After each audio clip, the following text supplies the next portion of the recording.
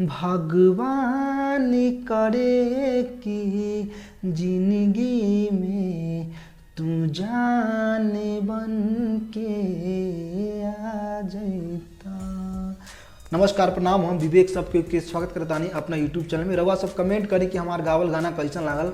अगर अच्छा लगे तो भाई के चैनल के सपोर्ट करी, साथ में कमेंट भी करी कि नेक्स्ट टाइम कौन गाना हम गाई। और नया वाली चैनल पे तो सब्सक्राइब करी। भाई के ढेर सारा प्यार और आशीर्वाद दी। देख के तू हो के का भइल बा, लागे कि जैसे कुछ हो गइल बा।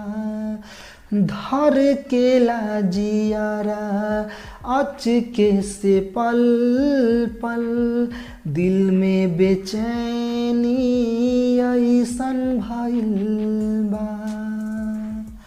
भगवान करे कि जिंदगी में तू जान बन के आ जैता। दिल के आसमाई सुना बा, तू चान बन के आ जैता।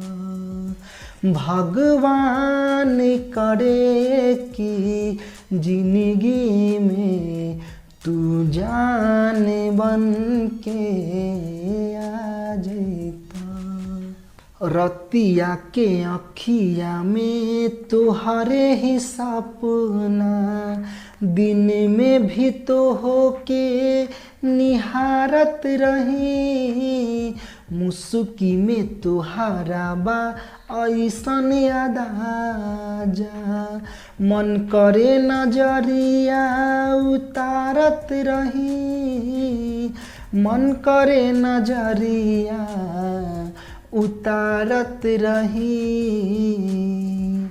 ई प्यार के मतलब का होला, तू अखिया से समझा जैता।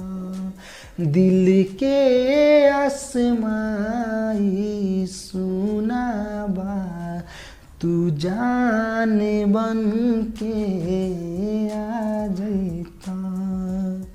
भगवान करे कि जिंदगी में तू जान बन के